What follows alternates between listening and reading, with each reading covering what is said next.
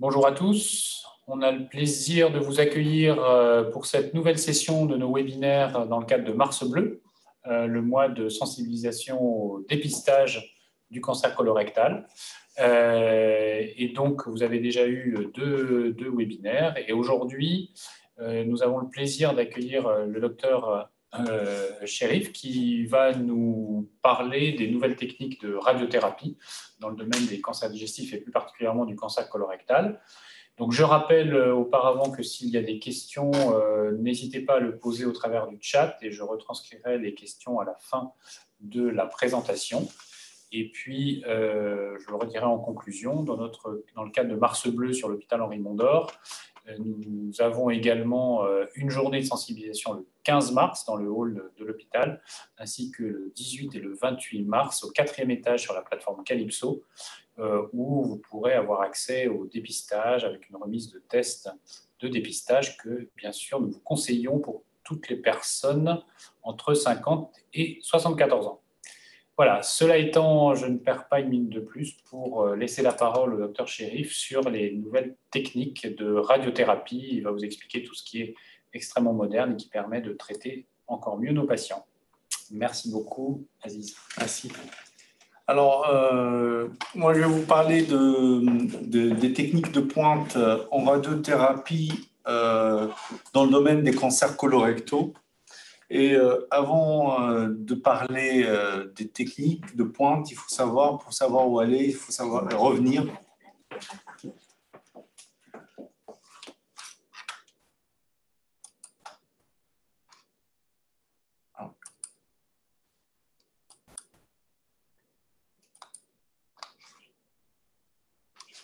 Donc, il faudra faire un tout petit peu d'historique et revenir, savoir d'où on vient.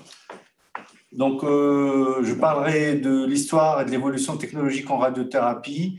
Quelles sont les indications de la radiothérapie dans les cancers colorectaux, rapidement, bien sûr, sans rentrer dans les détails.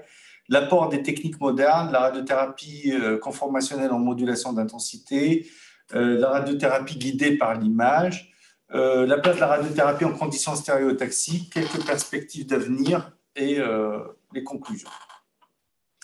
Donc, on doit la découverte des rayons X grâce à Wilhelm Conrad Röntgen, qui est un médecin suisse qui a fait ses études en Autriche. Et en 1895, il a découvert les rayons X. Et c'est un peu curieux parce que son nom de famille est devenu un verbe en allemand et irradié en allemand, c'est Röntgen. Après, il y a eu la découverte de la radioactivité naturelle par Becquerel, la découverte du radium par Marie Curie, mais surtout l'application médicale des rayons est apparue en France. Donc la France est un pays pionnier en termes de radiothérapie, puisque le premier cas de traitement de cancer par les rayons X, c'était en 1896 par Depen, et c'était un article qui est apparu dans le Lyon médical. Alors, qu'en est-il de l'histoire de la radiothérapie dans le cancer du rectum? Les premières études concernant la radiothérapie dans le cancer du rectum sont apparues dans les années 70. Alors, pourquoi? Parce que les études historiques, le chirurgical pur, le cancer du rectum était essentiellement traité par la chirurgie seule, qui demeure la pierre angulaire du traitement des cancers colorectaux, et en particulier du rectum, sauf que la chirurgie seule, dans le cadre du cancer du rectum, était accompagnée donc, de rechutes locales dans 25 à 50% des cas. Et même, le chiffre pouvait atteindre 85% des cas, soit presque la quasi-totalité des patients, lorsque les tranches de section étaient atteintes. Ça veut dire que les limites d'exercice chirurgical étaient tumorales. Et que ça rechutait au niveau de la région présacrée et au niveau de l'anastomose. Il faut savoir qu'aussi bien les rechutes que la présence de ganglions positifs au niveau de la pièce opératoire, ça diminue la survie et ça diminue le contrôle loco-régional. Donc, dans un souci de meilleur contrôle local, est née l'association radio-chirurgicale avec le rationnel de la radiothérapie préopératoire qui a permis d'améliorer le contrôle loco-régional de la maladie. Plusieurs méta-analyses, plusieurs études ont montré que la radiothérapie préopératoire apportait un bénéfice au contrôle loco-régional après chirurgie du rectum, même si cette chirurgie du rectum, elle est la plus complète possible, avec une résection complète du mésorectum. Et donc, du coup, la radiothérapie préopératoire est devenue une recommandation dans la prise en charge du cancer du rectum localement évolué. Alors, qui dit radiothérapie dit traitement par rayon X sur une cible. Alors, que cible le radiothérapeute? Le radiothérapeute cible un ensemble de volumes. Il cible une maladie macroscopique et on va voir que les techniques modernes ont profité du progrès de l'imagerie qui ont permis aux radiothérapeutes de mieux définir cette maladie macroscopique, à savoir la tumeur telle qu'on la voit à l'imagerie, au scanner, à l'IRM, au TEP scanner, à la TEP-IRM. Après, il y a une extension microscopique, c'est-à-dire on prend des marges par rapport au GTV qui tiennent compte de l'histoire naturelle de la maladie et donc de l'extension microscopique de la maladie invisible. Et pour le rectum, c'est la maladie ganglionnaire invisible et surtout le mésorectum. Et puis, on prend une autre marge, c'est un volume géométrique qui prend en compte les incertitudes de positionnement. Toutes ces marges-là, quand même, on le voit bien, font que le volume, on passe d'une tumeur de 3 cm à un gros volume, parce que, comme vous le voyez là, le volume, en épluchant une orange, on obtient le même volume, c'est-à-dire une couche de 5 mm représente 50% du volume. Quel est l'apport des techniques modernes de la radiothérapie? Donc, comme je vous ai dit, historiquement, la radiothérapie est apparue au début du XXe siècle en application médicale.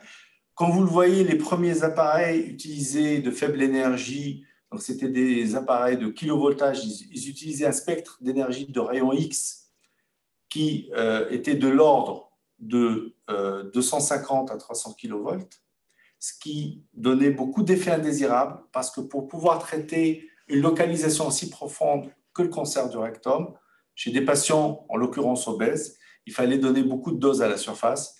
Et donc, on observait dans les virabdéothérapies beaucoup d'effets secondaires, aussi bien au niveau de la paroi abdominale qu'au niveau de l'intestin grêle, qui se situait juste au-dessous de la paroi abdominale.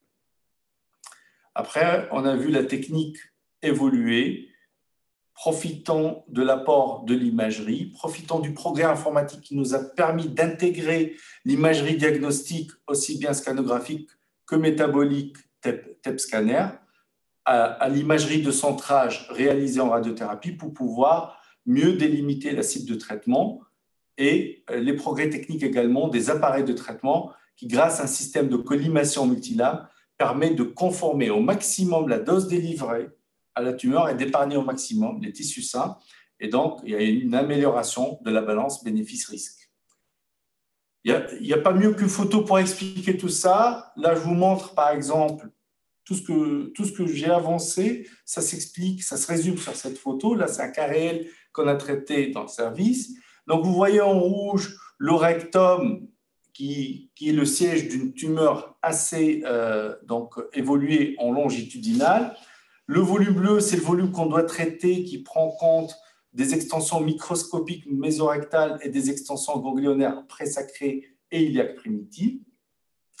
Ce que vous voyez en noir, c'était les vieux champs de radiothérapie, de la radiothérapie classique conventionnelle, et vous voyez qu'on irradie quand même inutilement, il faut l'imaginer en volume, ça donne ça en dosimétrie. Pour irradier tout ce qui est rouge là, on irradie inutilement, on irradie en fait un cube qui contient les organes à risque qui se trouvent au voisinage et qui ne devraient pas être irradiés à dose totale, à savoir la vessie et l'intestin grêle. Ce qui expliquait que ce qui expliquait la fréquence des effets indésirables au niveau de la vessie et au niveau de l'intestin grêle. La complexité, en fait, de la radiothérapie, surtout, c'est que comment faire pour éviter cet organe à risque et irradier une tumeur de forme complexe, comme vous le voyez, par exemple, les aires ganglionnaires qui entourent, par exemple, une vessie. Ça, c'est grâce à la modulation des faisceaux. Là, ce que vous voyez des faisceaux de rayons X de radiothérapie classique, vous voyez que tous les faisceaux ont la même fluence, c'est-à-dire ont la même intensité de rayons X. Grâce à des mouvements de lame pendant le traitement, on peut moduler les faisceaux. Vous voyez là, ils sont hétérogènes, c'est-à-dire au sein du faisceau, il y a des micro-faisceaux qui ont une influence différente, ce qui fait qu'on sculpte actuellement avec la dose. Si vous vous rappelez de la première diapositive qui était sous forme d'un carré, là vraiment on évite tout l'intestin grêle. Bien sûr, l'intestin grêle, il va recevoir une dose, mais une dose beaucoup plus, 30% inférieure par rapport à ce qu'il recevait en radiothérapie classique. Vous voyez qu'on sculpte bien le rectum, le mésorectum et les aires ganglionnaires. Et vous voyez là de profil, vraiment, on arrive à faire des trous dosimétriques, une bonne épargne des organes à risque. Et effectivement, cette prouesse technique, ça s'est traduit en termes de gains. Ça a été prouvé puisque les études ont montré que l'IMRT pelvienne permettait de diviser par trois l'incidence des effets indésirables de grade 2 et surtout de grade 3 au niveau digestif et urinaire. Par exemple, on passait de 9% de toxicité de grade 3. Il faut savoir une toxicité de grade 3 nécessite l'hospitalisation du patient. C'est des diarrhées incoercibles, puisque 6 diarrhées, avoir 8 diarrhées par jour avec peut-être une déshydratation derrière. Et le taux ne dépasse pas 2% dans la majorité des séries. Et pareil pour les toxicités urinaires, où on passe de 11,9% de cystite à 0,3%. Alors, on va parler un tout petit peu de Mondor, puisqu'on vient d'acquérir une nouvelle machine qui va être bientôt opérationnelle.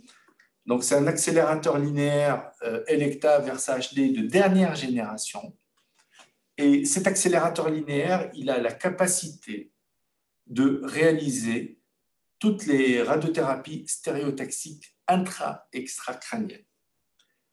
La radiothérapie stéréotaxique, là, je vous ai parlé dans un premier temps de la radiothérapie classique, conventionnelle, puis on a parlé de la radiothérapie en modulation d'intensité qui permet, sur un gros volume, de sculpter la dose prescrite à la forme de la tumeur et d'épargner au maximum les organes de voisinage immédiats. La radiothérapie stéréotaxique, c'est une radiothérapie avec des faisceaux de taille réduite qui se concentrent sur des lésions de petite taille pour donner des doses très élevées sur la lésion et épargner au maximum les organes à risque. Et c'est le traitement de choix dans certains cas de localisation métastatique. On va voir où se situe l'apport.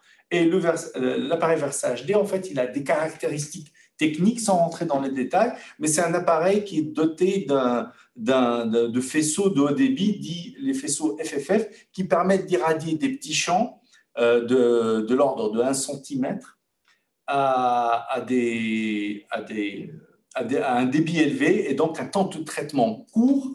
Il faut savoir que la radiothérapie stéréotaxique nécessite un bon positionnement et on sait très bien, plus la durée de la séance augmente, plus le patient risque de bouger pendant le traitement. Et donc, un traitement pareil permet de garantir la qualité, donc avec une haute résolution de l'imagerie 2D, 3D et 4D embarquée, c'est-à-dire l'appareil permet de réaliser des imageries pendant le traitement pour être sûr qu'on irradie au bon endroit, avec un système de positionnement, avec une table de 6 degrés de liberté, donc la table hexapode, et donc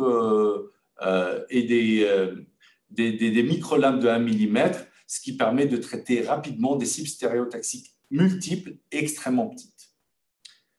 Il faut savoir que plus la technique est de haute pointe, plus on a des problèmes dans le sens où c'est ton médecin et ton physicien. faut savoir que plus la technique est complexe, plus on doit être rigoureux par rapport au positionnement. Donc, aujourd'hui, les techniques modernes, on parle d'IGRT obligatoire, c'est-à-dire une radiothérapie guidée par l'image, à savoir que tous les faisceaux de traitement doivent être visualisés en temps réel. On doit voir, là vous voyez, c'est une radiothérapie stéréotaxique pulmonaire. On voit bien qu'on doit vérifier donc l'exactitude des faisceaux de traitement par rapport à l'imagerie générée par le scanner de centrage. Quelles sont les indications de la radiothérapie stéréotactique dans le domaine des cancers colorectaux? On a vu que la radiothérapie conformationnelle en modulation d'intensité est la technique aujourd'hui de choix dans les irradiations des tumeurs pelviennes, en l'occurrence le cancer du rectum en préopératoire, surtout s'il s'agit d'une tumeur très évoluée avec beaucoup de ganglions et avec une atteinte ou nécessité d'atteinte inguinale où l'apport vraiment de cette radiothérapie apparaît évident. Là, pour la radiothérapie stéréotaxique, c'est une radiothérapie de choix dans le traitement des formes métastatiques. Donc, il y a une étude Sabar-Comet, c'est un essai de phase 2, qui a montré en fait que dans les cancers, ça inclut des cancers du sein, du rectum, du poumon et de la prostate, et on a montré que chez les patients qui ont très peu de métastases, moins de 5 métastases, moins de 3 organes atteints, donc ça a permis d'améliorer la survie globale et la survie sans progression chez les patients oligométastatiques. Ça permet aussi, chez des patients en oligoprogression, c'est-à-dire qui sont en réponse, mais qui ont un seul site qui progresse, donc ils ont des réponses dissociées sur un ou deux sites, de prolonger l'intervalle sans chimiothérapie ou de garder la ligne de chimiothérapie. Donc, c'est très intéressant comme technique et bien sûr, ces indications sont posées au sein d'une réunion de concertation multidisciplinaire en présence de l'oncologue référent, du radiologue et du médecin, parfois gériatre référent, pour pouvoir vraiment poser la bonne indication et pour pouvoir définir les patients qui profitent de ces techniques à juste titre. Cette haute technicité, elle se place en théorie comme étant profitable au sujet âgé. Il faut savoir que les cancers colorectaux, une grande partie de la patientèle est une patientèle âgée. À peu près, on estime en 2030 que 50% des patients atteints de cancer auront 75 ans et plus. Ces sujets âgés sont hétérogènes.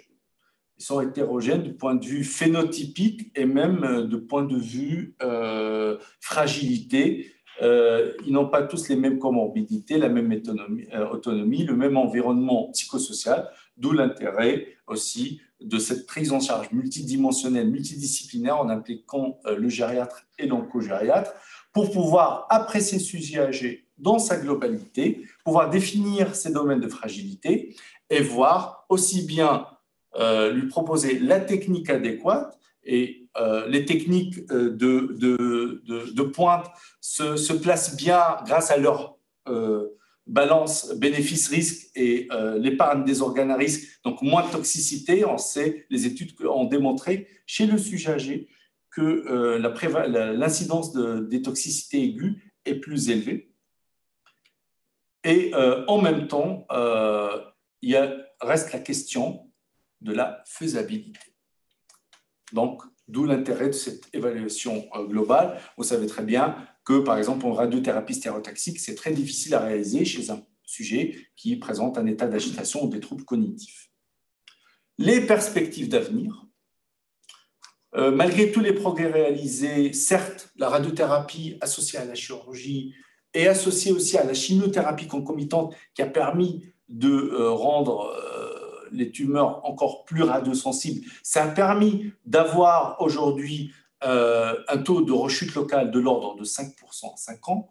Cependant, il y a toujours un risque de rechute à distance élevée.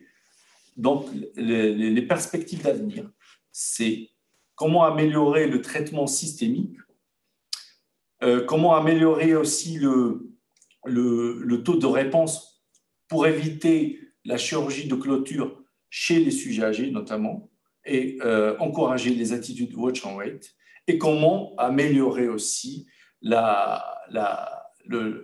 ratio d'efficacité de la radiothérapie par les radiosensibilisateurs. On touchera un mot sur les nanoparticules et l'escalade de dose. Et là, en fait, l'association des trois, donc le traitement, on parle aujourd'hui du traitement néoadjuvant complet, Total Neoadjuvant Treatment, le TNT, où vraiment on met tout le traitement intense en préopératoire, à savoir la chimiothérapie première, la radiochimio, pour pouvoir espérer agir efficacement aussi bien sur la maladie leucorégionale, mais également sur la maladie micrométastatique. Par ailleurs, il y a une technique qui va être prochainement, va rentrer dans la routine. C'est un grand classique qui revient en fait, c'est la radiothérapie de contact par les rayons X de basse énergie, où on peut proposer à certains patients qui présentent des tumeurs T1, T2, donc soit avant, soit après la radiochimiothérapie concomitante, donc un complément sur cette tumeur, un complément sur cette tumeur de l'ordre de 90 degrés en 3 fractions sur la surface. Les rayons de basse énergie ont un rendement en profondeur très faible et donc la dose ne dépasse pas la sous-muqueuse. Et dans certaines séries, ça a permis d'obtenir une réponse clinique complète de 63%, voire de 80% dans la série de M. Gérard, et un taux de récidive locale rare et des récidives ganglionnaires extrêmement faibles après radiochimiothérapie concomitante pelvienne et puis un complément de dose sur la tumeur résiduelle. Dernier mot sur les nanoparticules. Certes, c'est une perspective d'avenir, mais ça peut être très intéressant. Certaines particules, et là on va parler de radiothérapie carrément moléculaire ou cellulaire, ou certaines particules, lorsqu'elles sont présentes donc on administre des nanoparticules qui, en intracellulaire, permettent d'absorber plus de doses et donc sélectives aux cellules tumorales et donc augmenter le rendement de la radiothérapie par rapport aux cellules tumorales et permettre une destruction plus importante. N'oublions pas que malgré tout ce progrès technique, on ne doit pas oublier nos valeurs, on ne doit pas oublier nos principes, à savoir l'art d'annoncer le diagnostic, le savoir-faire, l'information du patient, le consentement éclairé. Les techniques, les schémas thérapeutiques deviennent de plus en plus complexes, donc il faut tout expliquer au patient. Et le patient doit participer à son propre, c'est un partenaire dans le traitement, et bien réaliser le bilan thérapeutique. On reste des cliniciens, et à commencer par le toucher rectal, parce que un radiothérapeute qui ne fait pas un bon toucher rectal ne pourra jamais bien indiquer sa technique de pointe comme il se doit. Donc, en conclusion, les progrès techniques en radiothérapie dans les cancers colorectaux, aussi bien pour les métastases des cancers coliques ou pour le cancer du rectum en leucorégional, ont permis de réaliser un meilleur ciblage tumoral et une meilleure épargne des tissus sains. Le contrôle qualité des traitements doit être irréprochable. Donc, il doit y avoir donc, des qualiticiens au service de radiothérapie qui permettent de garantir l'assurance qualité. Le positionnement du patient est une étape cruciale et ça peut interférer avec la douleur, ça peut interférer avec certaines fragilités. Le choix du contrôle doit être adapté. Il y a de plus en plus de tendance à escalader les doses au niveau de la tumeur dans un but de conserver l'organe, surtout pour les tumeurs du bas rectum, pour éviter l'amputation abdominopérinéale. Et ça peut passer par soit donc, la surimpression sur un complément de dose, soit par radiothérapie externe sur des IRM LINAC, il y a des études qui sont en cours, ou encore par la radiothérapie de contact Il y a un appareil qui est disponible en France pour cela. Et l'intégration routine de la radiothérapie de haute technicité et en fait, cette radiothérapie devient de plus en plus pratiquée en routine, mais il faut savoir que ça consomme beaucoup de temps médecin et beaucoup de temps physicien. Et finalement, un radiothérapeute n'est jamais seul. Un radiothérapeute ne peut exercer son art qu'en présence des autres artistes, à savoir l'oncologue médical, le chirurgien, le radiologue. La cancérologie digestive n'est pas une simple spécialité. C'est un mode d'exercice collégial et multidisciplinaire avec une dynamique d'apprentissage collectif. Et je vous remercie. Merci beaucoup Aziz pour ce brillant exposé sur la radiothérapie. On apprend évidemment toujours beaucoup de choses. Merci beaucoup. Peut-être juste 2-3 questions. Une petite question, souvent la plupart du temps dans les cancers du rectum, tu as parlé on rajoutait de la chimiothérapie. En gros, si j'ai un cancer du rectum, combien de temps durera la radiothérapie et qu'est-ce qu'on associe? C'est une chimiothérapie par voie veineuse ou comment ça se passe en pratique? Alors, la plupart du temps actuellement, c'est de la radio.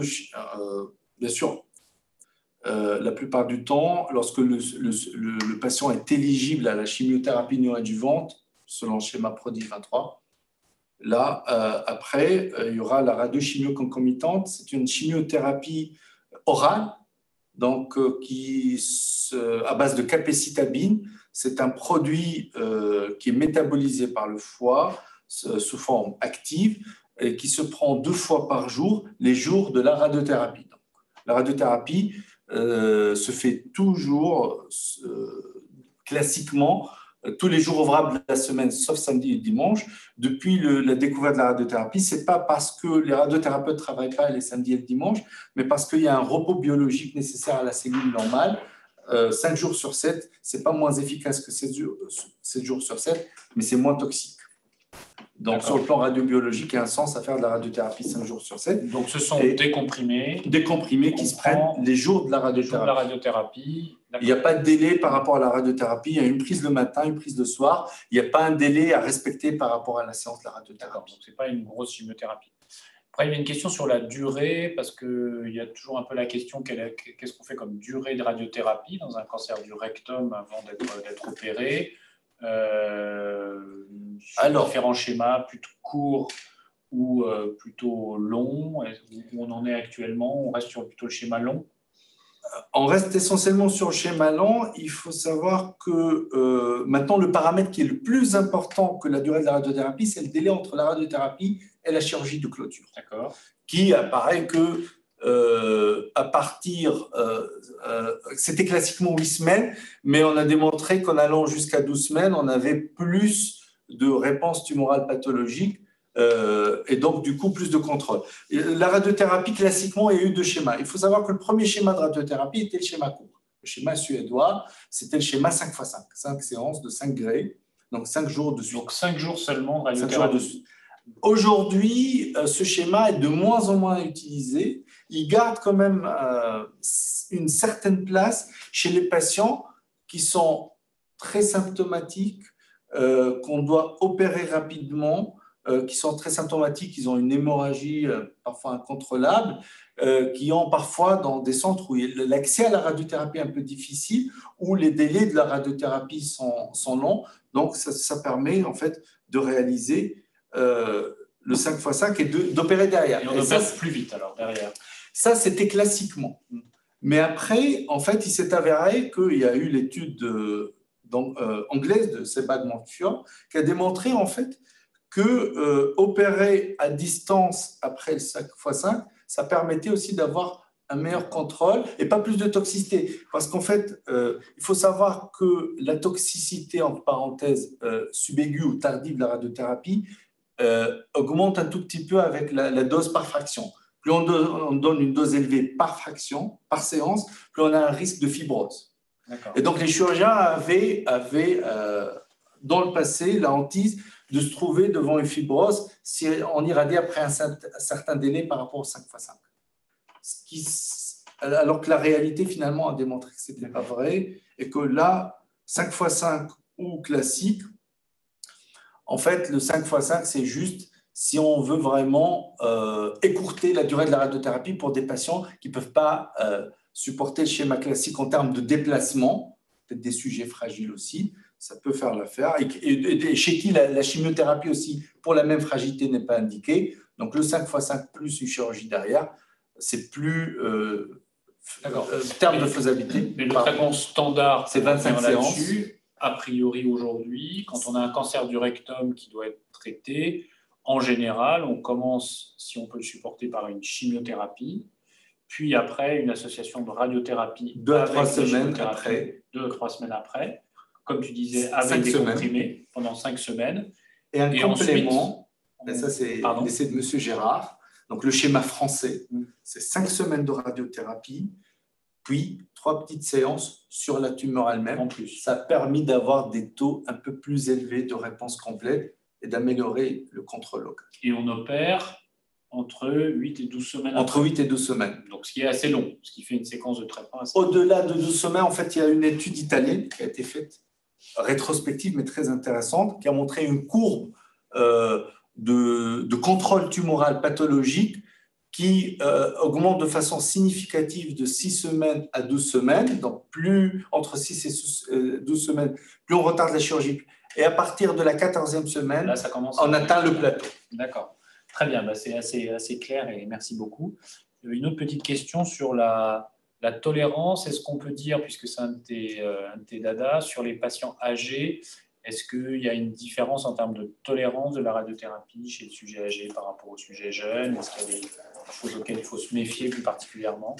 Alors, par rapport à la radiothérapie, il y a aussi 2 vieilles études italiennes qui ont montré que chez des sujets âgés, mais bien sélectionnés, qui étaient éligibles à un traitement complet, il n'y avait pas plus de toxicité par rapport à leur homologue jeune. Mais c'est des sujets âgés sélectionnés. En fait, la conduite, c'est de faire le score G8, le score de dépistage de la fragilité en oncologie, qui est validé sur le plan international. Et dès que ce score est perturbé, et on sait que le score G8 est très sensible par rapport au cancer digestif, parce qu'il est rapidement perturbé par l'impact des cancers digestifs sur le bien-être du sujet âgé, et il faut passer la main à l'oncogériatre pour qu'il l'évalue, et comme ça on peut en fait anticiper certaines toxicités, et c'est ça l'intérêt de la consultation d'évaluation oncogériatrique. C'est ça, donc c'est pour insister là-dessus, sur lequel les partenaires médicaux avec lesquels on travaille beaucoup, qui sont des oncogériatres, des gens qui connaissent à la fois l'oncologie médicale, l'oncologie radiothérapie et la gériatrie, pour nous permettre justement de bien savoir quelles sont les indications en fonction de l'âge, parce que nous avons effectivement des patients plus âgés qui doivent avoir les mêmes chances de traitement que les autres. Donc c'est extrêmement important d'avoir cette aide de la part des oncogériatres. Je rajoute autre chose aussi, c'est que par rapport aux sujets jeunes, les sujets âgés, ils peuvent faire un autre spectre de complications, dans le sens où on a les complications classiques, un peu de diarrhée, la proctite pour les tumeurs qui sont basses, les complications de la chimiothérapie, les troubles hématologiques, les troubles digestifs, etc. Les sujets âgés, ils font parfois plus de troubles hématologiques, mais de façon rapide, inattendue, et ne remontent pas la pente sur le plan hématologique comme leur homologue jeune, et ils peuvent faire des syndromes gériatriques pendant la radiothérapie. Une petite constipation au début, ça peut donner de la confusion mentale. On voit plus ces syndromes-là, donc on peut avoir un tableau différent de complications. Il y a les complications inhérentes au traitement, mais ils peuvent faire en parallèle des complications, des tableaux gériatriques comme la confusion mentale, la chute, la déshydratation, etc. Le syndrome de glissement, mais tout ça, on doit l'éviter, bien sûr. Très bien, merci beaucoup. Je crois qu'on va s'arrêter là. C'est notre heure habituelle. Donc, merci encore, Aziz, d'avoir participé à ce webinaire donc, du service du professeur Belkacemi, pour lequel on a aussi un gros plateau technique, et je profite ici de le souligner, de radiothérapie avec des machines de dernière génération. Donc, merci beaucoup pour cela. Les webinaires continuent avec le prochain qui aura lieu le 14 mars sur l'imagerie. Donc, merci de nous suivre sur ces différents webinaires. Et puis, là aussi, tous les jours du mois de mars et même au-delà, parlons du dépistage et faisons dépister toutes les personnes entre 50 et 74 ans. Merci à tous et très bonne soirée. Merci.